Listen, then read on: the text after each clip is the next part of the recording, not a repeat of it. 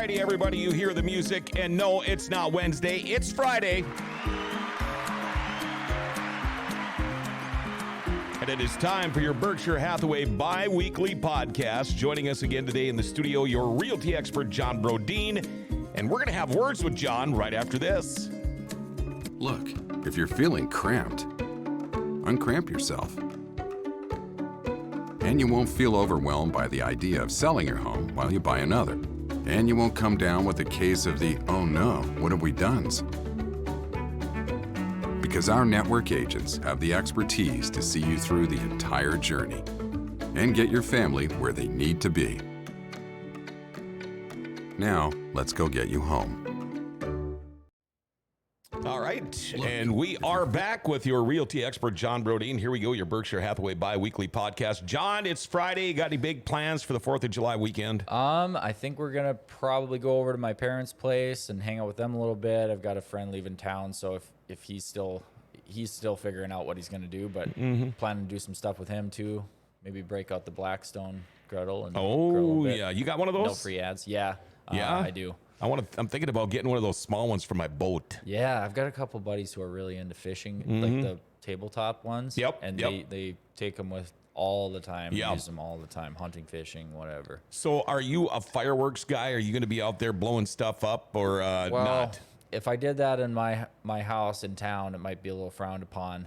So I'll probably be in town. So unfortunately, I probably won't be lighting off fireworks. But I love fireworks. I do too. I wish I were lighting off fireworks. Yeah, my problem is I live out in the country and it's so dry. Oh, And I don't know if I dare, enough. especially like bottle rockets and stuff like that. I don't know if I even dare. Yeah, that's a little bit sketchy. Unless you have a huge paved area where you could. No. So And I'm surrounded by rivers, so the fire can only go so far. But is there a burn ban right now? Or? I believe there still is. Yeah. Okay. I've got a whole house full of cedar shakes laying out in my burn pile, so it needs it. Yeah. Now, after talking with all you realty experts at Berkshire Hathaway, I mean, there are good realtors and there are not so good realtors. Are there signs that maybe you're not working with a good realtor? Or how about if I rephrase it, how do I get a top realtor to work with me? Yeah. Maybe is the question to ask. And that's a great question. And a lot of the top realtors want people to know this stuff. It's just stuff that's not discussed that often. So we're kind of going to pull back the curtain a little bit and, go into, first off, there's almost 250 agents in Grand Forks. The number of agents that are actual real top professional experts that are at the top of their field and that are the best, I'd say there's maybe 15 in Grand Forks that are really, really good. There are a lot of agents that struggling to get by. There's agents in Grand Forks who know less about buying and selling homes than a homeowner who's moved 5 times throughout their life. You want Nobody is really good at something that they don't do all the time. So you want somebody who's experienced and very active. This doesn't mean you need to hire the top seller in town. Results are maybe more important than being the top seller. But you do want somebody who's active. There's no way you can be really, really sharp at real estate and know how to handle every single problem that can come your way, and if you're not closing multiple deals a month. So are there realtors that are so good that they can pick and choose and say you know what, I can't take on any more clients right now because I've got too many? Yeah, that can happen. So it's, we can go into this a little bit. So if you want to get a top professional realtor to take you seriously and right now buyers are a dime a dozen. It's almost to the point where, buyers need a really good top realtor more than the really good top realtor needs them because there's so many buyers out there. So how do you get taken seriously by a real top, professional realtor, the type of realtor that you really want on your side? I'd say be organized, plan ahead, get in touch with this realtor early in the process so they can guide you every step of the way to make sure that you're prepared and that you're doing everything right. What you don't want to do, you don't want to sit and shop for a long time but on your own and avoid, making any contact with a realtor. And even if you have somebody in mind who you want to use, don't wait until like a Saturday afternoon to make your first contact with that agent and say, hey, I need you to show me this house in an hour. I really like it. You're not, that's the wrong, even if that agent does do that for you, which if you're talking to a real top agent, their time is being fought for by many different people. Right. So their time is very valuable. And doing that is going to probably show that top agent that you don't value their time very much, and you see them just as kind of a door opener for you. Sure. Okay. You know, the next thing is you're hiring a top realtor for their advice. You're hiring them as an advisor. You want to rely on their advice every step of the way. Remember, you hired this person to be an advisor, not just to be an order taker for you. You know, you could find any realtor that'll just do what you tell them to do. Sure. And you're not getting much out of that. Like when I hire a contractor, I want somebody that's gonna, you don't know what you don't know. So I want that contractor to say, hey, you know what, if you put that on this wall, you're gonna run into this problem. And it's probably something I haven't thought of before because I don't have the expertise that he does, or he or she, you know. So I want the professional to advise me and tell me where I'm going wrong, where I'm going right, how we can save money on something, how to accomplish what my goal is, but maybe it's even a different way that I haven't thought of before. That's where their expertise is going to come in. So really take advantage of your realtor's expertise. Sure. And I've had people who have done this. I'm sure every other top realtor in town has had people who have done this. Don't resist and distrust every single thing that your realtor tells you to do. As long as you've chosen the right person, you've chosen a true professional, you've chosen one of those top of their field expert realtors, that person's looking out for you and your best interest. You need to trust that what they're telling you to do, that they know what they're talking about. They do this for a living. They're a professional. They're looking out for you. They're not working against you. If you're being adversarial at every single step, there's a good chance that that agent, you know, everyone is fighting for their time. They've got a lot of other clients that they could be helping with the time that they're using to help you. Chances are, I mean, an agent might even fire you and say, hey, this isn't a good fit for us to work together. Yep. Or you might not get the best service out of them because every time they spend their time with you, you're not doing what they tell you to do anyway. That's odd. I'll hire you, but you can fire me. Yeah, and either one, you know, the client can fire the agent, the agent can fire the client. It's rare that we have to do that. Most people, especially when they come to me, most of my business is off referrals. So they're getting told that I'm good and trustworthy by somebody that they know, like, and trust. So usually they automatically are going to trust me and listen to my advice. But every now and then you get somebody who's just not a personality match, doesn't want to, you know, listen to any of anything you are telling them to do, even if they have to do it. Be realistic. A good realtor can tell right away when a prospective client has unrealistic expectations about what type of home they can get in their price range, about how much their home is actually worth. But a good realtor, their job is also to show you where the market is actually at for their purchase or for their sale. So don't expect a top realtor to be willing to represent you.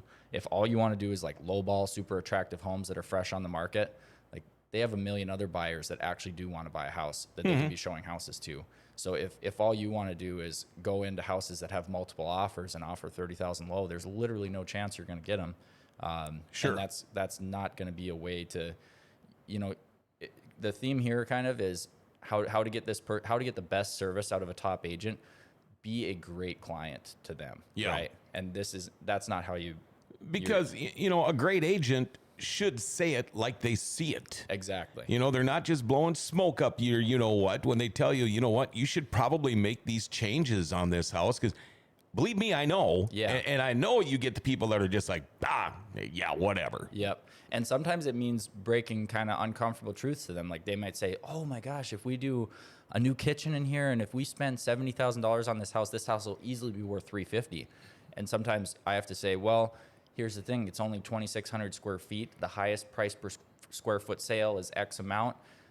So I think if you spend that much on this house, I don't think you're going to get it back. I think you're better off doing some cosmetic things, but don't spend that much money. You know, but that's where I'm going to be honest with you. An inexperienced agent might not even know that. So they might say, yes, I think that's a great idea. They'll tell you everything you want to hear and they'll just agree with everything you say.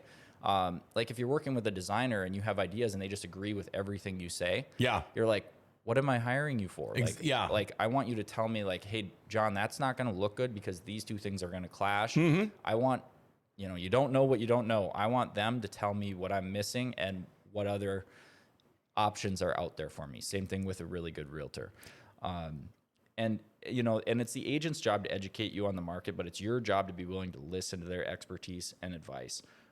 That's kind of why you decided you want to work with a top realtor. After all, I mean, you could have found somebody who's super friendly, super new, super green, and they'll just do whatever you say. But you decided you want to work with a top agent for that reason, so take advantage of it.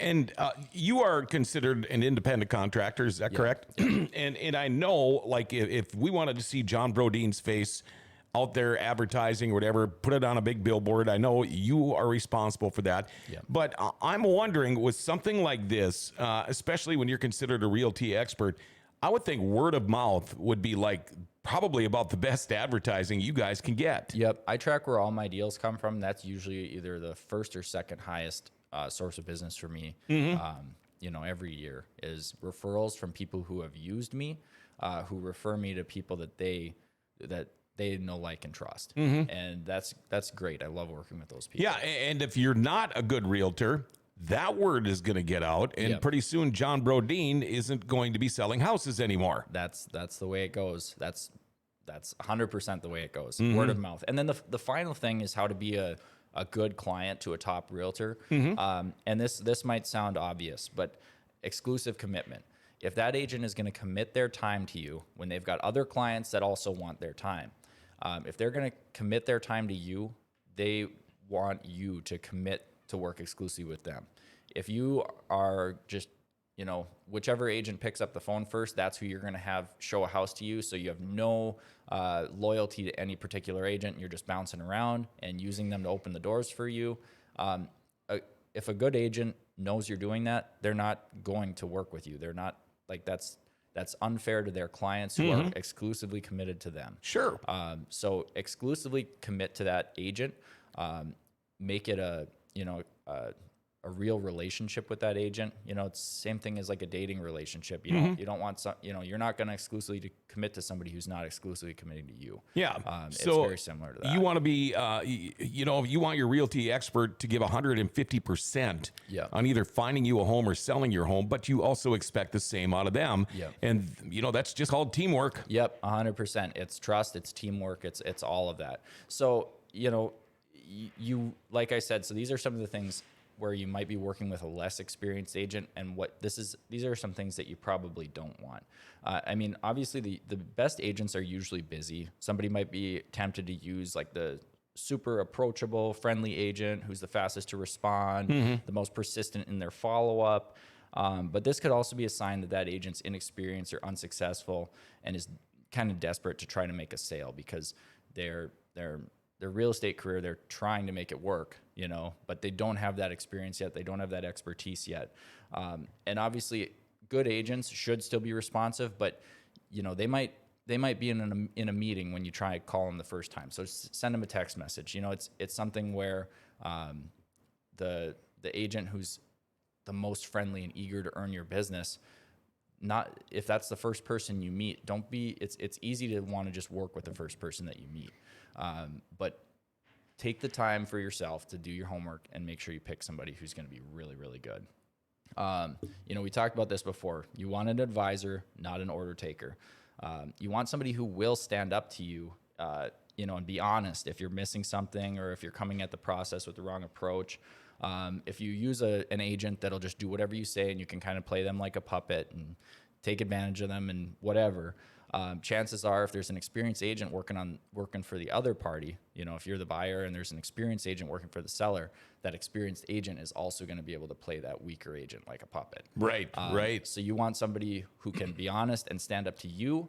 And, if you're off track or something, be able to stand up to you and be honest with you, because that also means they're probably going to be able to do the same thing when they're in a, a competitive situation with another agent. And since day one, we've talked about the fact that you should be preparing for selling or buying a house months beforehand. And this all just falls right into that too, because all of a sudden, if you wait and you think, okay, I better get a realtor now, and maybe you've got a list of 10 and the first 5 are you can't get a hold of them that day, then you start to panic. Yeah. Take your time, get ahead of the game. Get ahead of the game, get in touch with that person early, start building that relationship. Say, we always talk about getting pre-approved. Another thing you can do to be the ideal client is ask the realtor who's their preferred lender. There's probably a lender that agent has a really strong working relationship with, and they're always more comfortable with their clients being with their preferred lender because they know that lender shoots straight. They know that lender communicates well. They know how that lender is going to handle the process, contract to close. I've had terrible experiences with certain, national corporate lenders because underwriting's outsourced. You've got a million different people handling it. Nobody's really that much of an expert. I know if a buyer comes to me and they're already working with one of those lenders, it might be more of a nightmare to try to get that deal closed for them than it would be if they were working with somebody who I really trust. So, learn something every day with you. Yeah. Thanks. Yeah. Hey, thanks for coming in. Yes, my pleasure. And stay safe this weekend. Yeah, enjoy your 4th too. Big 4th of July. You'll be back in a couple of weeks. Yes. Yeah. Stay healthy. Don't get beat up. And have a good 4th. I'll try. Yes. All right. I always love having realty expert John Brodeen in the studio. I tell you what, if you're looking to buy or sell a house, get a hold of John. And John, again, how do they do that? 701-213-5428 is my cell. I'll plug my Facebook business page. I post a lot of content on there. It's a valuable follow if you're a Grand Forks homeowner. John Brodeen, Berkshire Hathaway Realtor. Again, cell phone number 701-213-5428. You can call or text me. And if you happen to be looking for a house and maybe needs a little bit of change, or if the house you're selling might need a little change, look at the scrolling on the bottom of this. Executive Properties and General Contractors. They can do pretty much everything. You've got the phone number. You've got the website. Tell you what, team up with John Brodeen at Executive Properties, and you're going to be living the dream. Until next week, and have yourself a great weekend, everybody. It's your Berkshire Hathaway Biweekly Podcast.